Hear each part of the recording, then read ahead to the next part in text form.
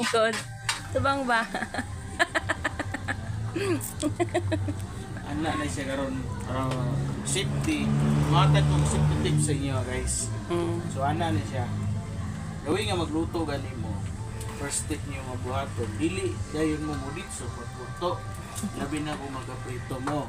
Number 1 na karne, isda. Muna atong matayan mga manok ana. So pag prito, pagbutang sa mantika, dili dayon kana nga mudit so kagbutang sa maong karne. So magkuha ka o sa shade like ani puti para maklaro na may magiluto ayaw ng black.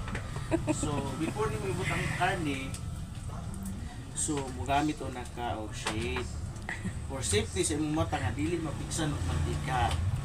So mao na ang purpose nga pinaka-importante ni sa mga galuto, sa mga cooking. So mo lang na akong i-advise sa inyo para safety yung mata para dili mo maputa. So mo lang. God bless.